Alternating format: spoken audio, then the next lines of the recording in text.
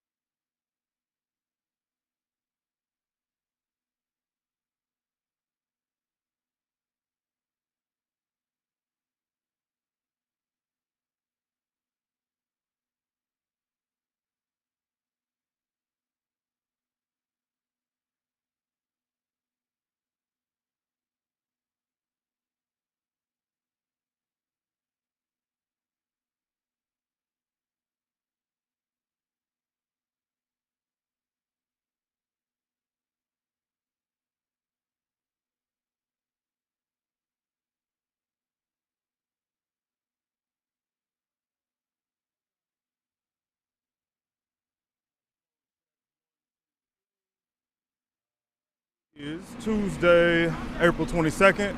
All right, audio's good. Good deal.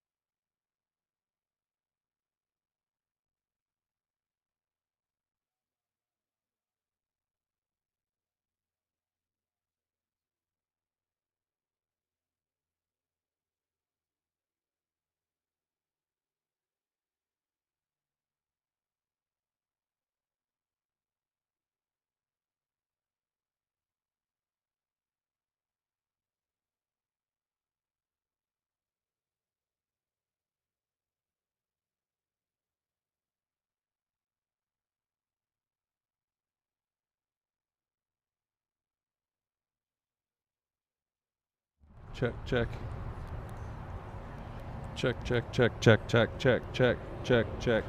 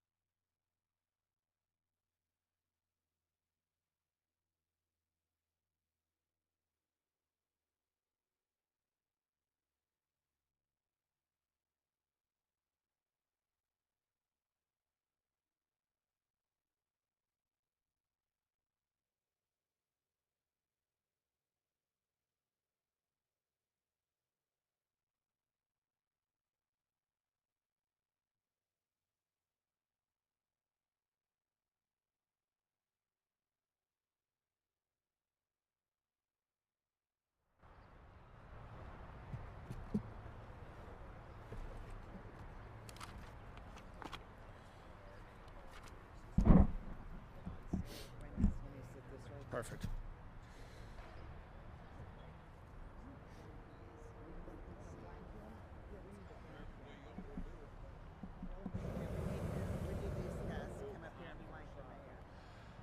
A good, beautiful pre-Derby morning, everyone, from the TurfMutt Foundation Great Lawn here at Waterfront Park that is back open just over a week after it was submerged in historic floods.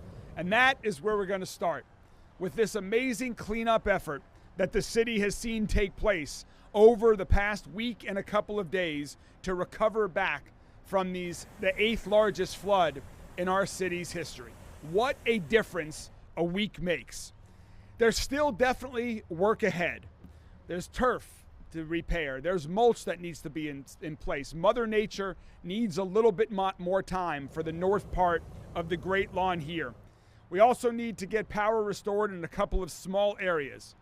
But when you consider the extent of the damage that this park, that parks along the river, that our roadways faced just over a week ago, it is amazing where we are today. And most importantly, Waterfront Park right here is ready for the festival, is ready for the Kentucky Derby Festival events to take place in just a day or two. And my understanding, Matt can confirm this, is that we only have about 10 feet of this park that we were not able to use for the Kentucky Derby Festival that starts in just a day or so. So I'm very pleased with that we are back in action here at Waterfront Park and all around our entire city, not just in time for the Kentucky Derby, but in time for all of the amazing Kentucky Derby Festival events. Last time that the flood this level took place, it took our city about 6 weeks to recover. This time, we did it in just over a week, and that's because of the amazing work of so many people across Louisville Metro government, volunteers, contractors, and others that took part in it. And thanks to the smooth and steady progress that we've made over the past week, we've been decreasing the number of contracted crews that are doing their work since Saturday. All of the roads that have been impacted by the floods are cleared and open. Our street lights are back on. Water trucks were out yesterday doing some final washing.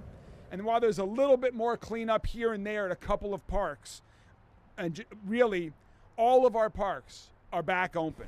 Waterfront Park, as we talked about here, Farnsley-Mormon, the Riverside Boat Ramp, Louisville Loop is back open, Greenwood Road Boat Ramp, Champions Park, Portland Wharf Park, Hayes Kennedy, Cox's Park should be finished by the end of today if it's not already finished, and Shawnee Park also should be finished by the end of today as well. That is amazing work in just over a week's time, and I cannot thank everyone who helped make this record flood cleanup possible. I cannot thank them enough. So that was phase 1 and 2 that we got done in record time. There is a phase 3 of the cleanup, and that phase 3 we need the community's help for. It's the final phase to help pick up debris from property owners that have been impacted by the floods on their private property.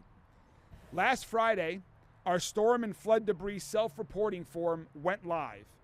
And so if you or someone that you know has been impacted by the recent floods or the tornadoes, we want you to let us at Louisville Metro government know as soon as possible, particularly if you need curbside debris pickup. This is the best way to dispose of your storm debris safely and legally. So anyone can go to louisvilleky.gov, and there's a banner at the top of the page that says Storm and Flood Debris Cleanup. We want people to give us their information, and our public works crews will be out to pick up any storm debris that is on private property. We also want people to let us know if they've discovered new potholes that have come up as a result of the flood. We want to fix those as quickly as possible as well. To do that, the best way is call Metro 311. Just dial 311 to report a pothole or any other road issue that you're having. So many people, as I've mentioned, have helped step up to make this a reality. Folks from inside of Metro government, volunteers, contracted crew as well. It has been a citywide effort to make this happen. There's one person, however, who I want to single out and thank this morning. Someone who has gone above and beyond. a Louisville Metro government employee that has been with this cleanup effort since before it even started. Getting ready, been working from sun up till sundown herself every day. And that is our amazing colleague in Emergency Management Services, Amy Rose. So if everyone can join me, Amy, thank you so much for leading this effort. We are so appreciative, and I want to give you this proclamation honoring your great work and the great work of so many others. Thank you so much, Amy.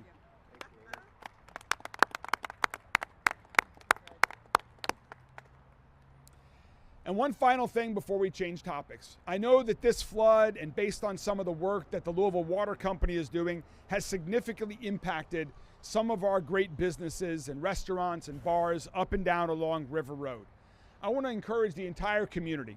During this time of Derby celebration and going out and enjoying time with friends after Derby over the summer, I want to encourage people to support our local businesses along River Road. Help them enjoy their cuisine, enjoy their hospitality, enjoy the beautiful wonders of the Ohio River and all of the restaurants that are up and down River Road. They need our help right now. I know Rachel and I are looking forward to get out to some of them, and I want to encourage everyone else to do the same to support our local businesses on River Road. All right, so now that we are wrapping up our cleanup work, it's time to turn our attention to these great couple of weeks in Louisville every year and the Kentucky Derby Festival. People have already started coming in from all over the city, the state, the country, the world to experience the amazing hospitality that Louisville has to offer in the run-up to the greatest 2 minutes in sports. I'm more excited than ever. I just started watching the new Netflix show, Race to the Crown, on the treadmill this morning to get me ready for the mini marathon this Saturday and to get me as hyped as possible for the Kentucky Derby 151. There is so much, though, to be excited about. As I mentioned, I'm excited about the mini marathon. Maybe I'm fearful of it, but I'm wearing my running shoes to get ready for Saturday. Last week we had the They're Off luncheon. There is so much. The block party already happened this weekend. The Tour de Lou was a great success this weekend. The Kentucky Derby Festival is already in full stream ahead. So to give a preview of what's coming up over the next couple of weeks, I'd like to now introduce the CEO of the Kentucky Derby Festival, who along with his team also works sun up to sundown, getting ready for the festival, enjoying it, Matt Gibson. Matt? Thank you, Mayor. And we know he's well underway in his training. We see him all the time. And I threw a joke last week thinking that he runs everywhere because you see him everywhere, and he did confirm that he did, in fact, run down to check on the cleanup here. And enough cannot be said about the work of Amy and her team overseeing all of the contractors, how often the mayor was down here making sure that not only this area for the use of the Kentucky Derby Festival so that we make sure that we bring these events to the community like originally planned, but he was everywhere in this community making certain that was happening. So a huge shout out to you for certain. But what a difference a couple weeks makes when you really look at when the cleanup started less than 2 weeks ago. I mean, I think it's been about a week and a half to where we are today. You know, we started to look and consider moving about 8 or 9 of our events, but after conversation with the mayor and the team, with Deborah Belitsky and the folks at Waterfront, we really were confident that we can make waterfront development work for everything from Kroger's Festival, the GE Appliances Mini Marathon, the L&N Credit Union balloon race that you see the gorgeous balloons here behind us. This is going to be the epicenter and the entertainment hub for the next 2 weeks, with almost 600,000 square feet still under use for us this year. And that is just shy of what we typically use every single year, and it is mind-blowing that that was accomplished. So you could come down here day after day and see something different, from car shows, the mini marathon finish line, the balloon glows, the Ohio Valley Wrestling, Louisville Turner Circus, and so many different things. We really do turn it and churn it every single day. Our Pegasus Playville right behind you can see all of the midway rides, will be a fantastic addition to that every single day. And admission, like no other event in this community, is still just a Pegasus pin. It's the only ticket in town that you buy one time and you can use 10 dozen times if you wanted to. So we hope everybody will come down and join us for each one of these events and really come down and see what the waterfront's all about after the cleanup. It's almost like it did not happen, and we could not be more happy about that. So our ribbon cutting is this Thursday at 11 at the main gate, and we invite everybody to join us. We'd love to have all of our media partners here, where we really kick it off, and you'll see how many people are waiting at the door just to help us celebrate. So the Derby Festival is just getting started, and we appreciate everybody, and happy Derby. And again, thank you, Mayor, for all of this hard work. Thank you so much, Matt. I want to give a additional shout out to Deborah and her team at Waterfront Park, who have done an amazing job. I know there's work ahead still. I was looking at the northern part of the Great Lawn this morning, but you guys have it, and enjoy the Playport also. That Playport last weekend was full again with kids, and if people haven't visited, that's a great, literally one of the great parks in this country is now in Louisville at Playport on Western Waterfront Park. And speaking of kids and playing this summer season, I'm moving on topics, by the way. I want to talk about the two brand new swimming pools at Algonquin and Camp Taylor Park. Construction on the Algonquin pool is nearly complete, and I'm so excited. We're going to be having a ribbon cutting ceremony next month in order to open that pool once again, this amazing public pool at Algonquin Park, in time for the Memorial Day weekend. Unfortunately, we've experienced construction delays at the Camp Taylor pool, in large part because of the severe weather that started in January with the snow and freezing weather, and now the more severe weather that happened several times this spring, including this last rainfall and flooding. The construction schedule has gotten behind at Camp Taylor, and construction will not be finished in time for this summer. So that means the Camp Taylor pool will not open until next season, the 2026 summer season. I know this is not the news that anyone wanted to hear right before our summer and swim season gets underway. But I want to make sure the entire community is aware of that as soon as we had that information, we provide that to the community. And I also am pleased that we're doing a couple things for the Camp Taylor Park and for the Camp Taylor neighbors around that park to address this concern. First, I'm pleased to announce that we are going to make additional permanent improvements to Camp Taylor Park. We're going to make two new investments. We're going to invest in a brand new basketball court and benches surrounding that basketball court, and also a new limestone block fence around the park in place of the current deteriorating fence. Those are permanent improvements that will be made to Camp Taylor Park. Additionally, we'll be taking some of the funding that we budgeted for pool security and operations this summer and put it towards summer activity vouchers for families who live near the park who are expecting to use the pool this summer. And so we're going to get more information on that in the next week or two, but we wanted to let families know that they have not been forgotten, and we are working on these activity vouchers with some great partners that we're excited to announce in the next week or two. So stay tuned for more information on that. And finally, one more update before we open it up to questions from the media. Last Friday, I was thrilled to announce the return of a familiar face to Louisville Metro government. Barbara Sexton Smith is going to be joining the Louisville Free Public Library as the interim executive library director. Barbara and I've had the great fortune to work with Barbara several times over the past couple of decades, most recently as deputy mayor. Barbara is an amazing force. She cares so much about our city. She cares so much about everyone in our city. She has been a champion of the library for decades, and I'm thrilled that she agreed to be the interim executive director during this time of transition as we begin a national search for a new executive director of the Louisville Free Public Library. So please join me in welcoming back to Louisville Metro government the amazing, the one-of-a-kind Barbara Sexton Smith. All right, thank you.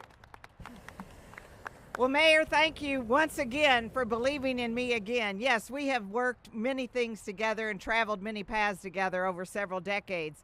I am by far so excited to be the interim executive director of the Louisville Free Public Library. I'm telling you, I've worn a lot of hats and headbands in my time, and this is going to be one of the most meaningful hats that I will ever get the opportunity to wear. And that's because I'm following in the shoes of our retiring executive director, Lee Birchfield, after 29 years of service. I'm going to have the opportunity to build relationships and work with our Louisville Foundation Board, the Library Commission, the Friends of the Library. I love y'all. I hope you're watching. I remember all the times you came together to Louisville Metro Council when I was representing District 4, which, by the way, I really appreciate that the mayor is making all these exciting announcements right here as a downtown resident in my neighborhood. So thank you so much for that, Mayor.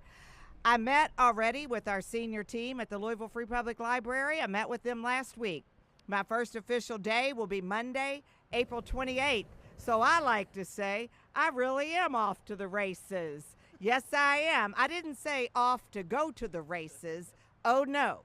You won't find me there next week. The most important thing I can do next week is I have already scheduled and planned a complete tour of the city by way of stopping and visiting at the 18 incredible branches of the Louisville Free Public Library system. And the reason I'm doing that is because the most important thing and most valuable resource we have are the employees, 307 of them, and we're going to see how many I can meet and connect with just next week. Y'all are welcome to tag along if you want to, and just remember, all roads lead to the library, where we have books for all. Someone called me this morning and said, "You don't know me, but ma'am, I just want to tell you, I'm going to the library to get my happy buzz on." So let's go. Mayor, thank you so very much for believing in me once again.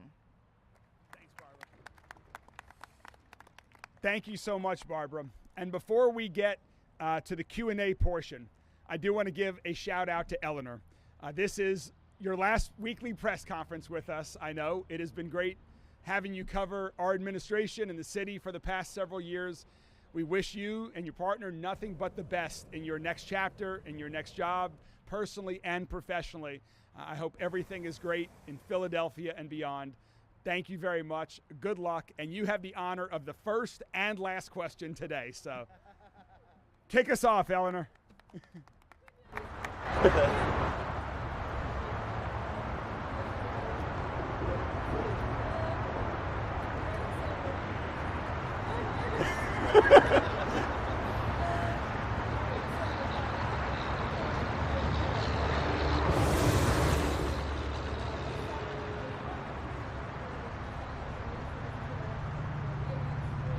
Right.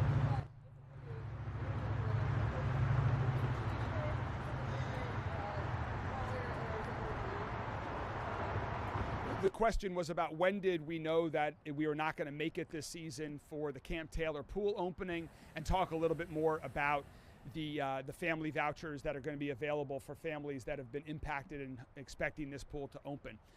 First, in terms of when we knew, it became clear that we would not meet our that we would not be able to open this summer just after these last historic floods. And so we met on site mid last week with the pool contractor, with the general contractor.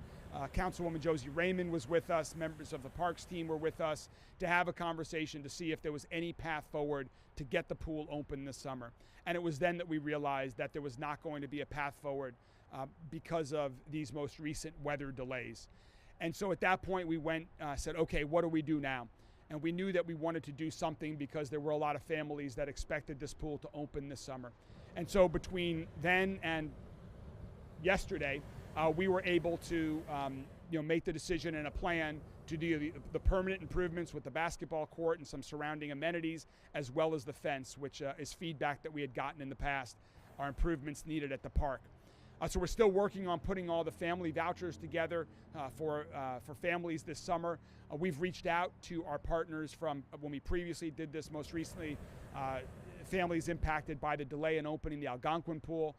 We're reaching out to partners at Kentucky Kingdom, the YMCA, as well as our community centers within Louisville Metro Parks and Recreation, and we're hoping some combination of all of those folks can help provide unique experiences for families this summer. So stay tuned, but we're in conversations with Kentucky Kingdom and YMCA, among others. Totally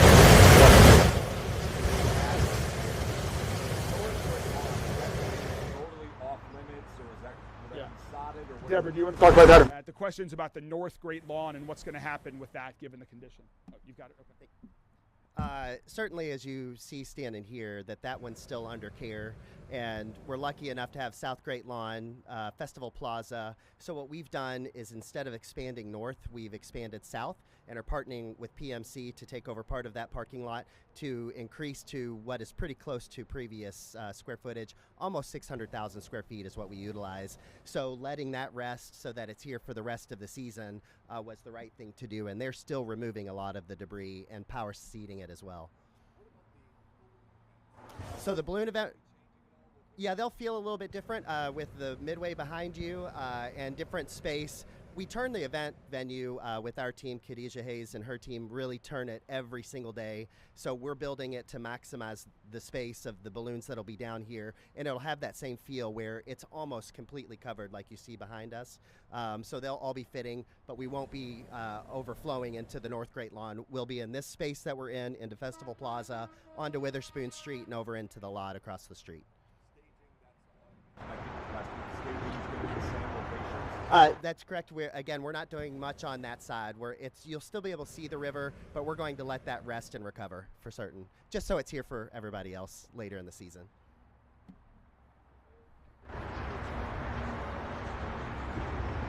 Do you extend the what? Can you explain the decision to extend the Churchill Downs lease agreement and why it's necessary to do that tax incentive? Wait, hold on. I didn't hear. I heard the first part. I didn't hear the last part. Decision to shift the pilot. The question was about there currently is a proposal that was introduced at Metro Council yesterday regarding creating a new industrial revenue bond, a new agreement with Churchill Downs. I'm incredibly supportive of this new initiative to encourage nearly $1 billion of investment in Churchill Downs and in our community. The Kentucky Derby, as we see starting, really a couple of weeks ago, what the Kentucky Derby and Churchill Downs means to this community. It creates jobs, it supports local businesses, it drives our economy. It is so important to our city, and so I'm incredibly supportive of their continued investment in their racetrack, which will keep people coming from all over the world. It will make this even a bigger and more sought-after event for people to attend. It's going to generate a lot of new tax revenue for our city, a lot of new revenue for local businesses, and so the impact of this $1 billion investment in Churchill Downs is great for our entire community, and that's why I'm so supportive of that. And it's an inducement for them to make that nearly $1 billion investment. And in terms of and Marcus is asking about, there's a provision where Churchill Downs will still make, while the property will be moved from the tax rolls, they will still be making what are called pilot payments, payments in lieu of taxes. Those payments will be going to Louisville Metro government, and they will not be going to Jefferson County Public Schools. I think the theory there is that Louisville Metro government provides a lot of services to Churchill Downs in the neighborhood. There are no residential units, so there won't be any additional children going to the school system, and so that's part of the reason behind that feature of it. The question was, did JCPS know that before it was filed yesterday? I don't know the answer to that question. Roberto?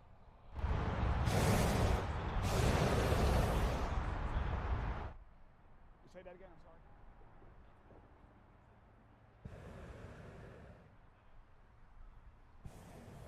sorry. We've been talking with Churchill Downs for several months about having a new agreement like this, and yes, members of my economic development team have been involved in negotiating the details. There have also been a lot of conversations with Louisville Metro Council as well before it was filed yesterday.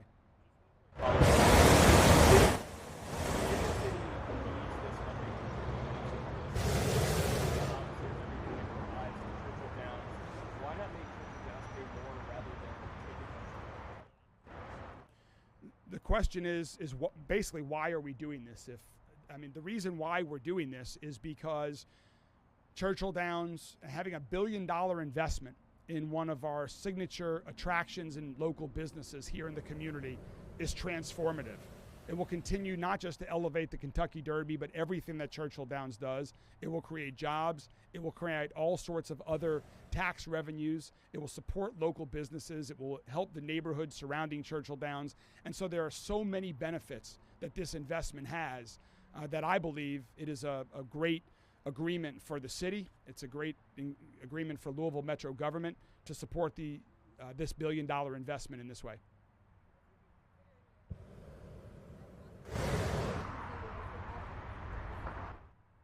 The question is, what ramifications might this have on JCPS?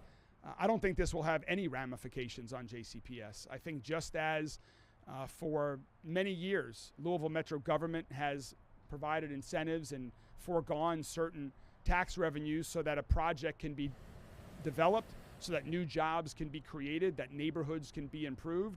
I think it's a long-term win for the city. And here I think it's a long-term win for JCPS as well. New jobs are going to be created. Those individuals will be buying homes. They will help increase other property tax values that will go up surrounding Churchill Downs across this entire city. And so I don't think there's any, I think there are only winners in this agreement.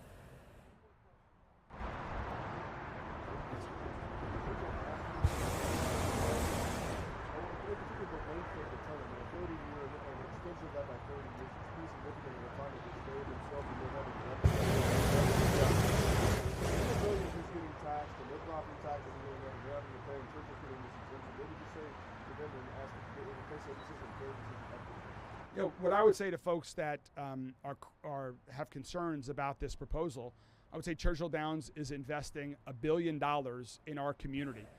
That is going to create a significant number of jobs. That is going to create a significant amount of new revenue for other local businesses. That's going to help in so many other ways that I believe this is an important incentive to generate that type of investment in our community and in the future of Louisville. This is an investment that is going to pay off for decades for our community as the Derby continues to be enhanced in stature as a worldwide event and as other things happen at Churchill Downs.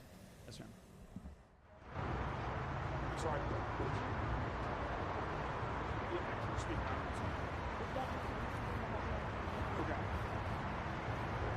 Okay. There was a question recently on Sunday. There was an officer-involved shooting on Arterburn Street. You know, that's still under investigation, but I can tell you what I know about that at this point in time is that our LMPD was called to a run about a suspected break-in and a concern about an individual. Two officers who have been longtime officers of LMPD approached the individual, gave very clear direction to not move, to not touch the knife that was clearly visible in his pocket. He approached them. The police went to arrest him during that attempt to get the individual handcuffed. He grabbed the knife. He stabbed at an officer and was ultimately shot. I've seen the body cam footage that will be released within the 10 days as we always do. Anytime something like this happens, it's an unfortunate event. It's unfortunate that individuals are, wielding weapons against officers. There was clear direction given as to what to do, and then that was not heeded at this particular moment. Wait, Eleanor gets the last question. I'm sure you got one more. The question is, who am I going to bet on for Derby? I've been started paying attention to this year's field. I've been focused on floods, getting ready for my budget address on Thursday, so I got to admit, I've not yet paid too close of attention to the Derby field. I will be ready by next week. Is that a Derby horse? That sounds good. I'll put $2 on it for you, Eleanor. Have a great day.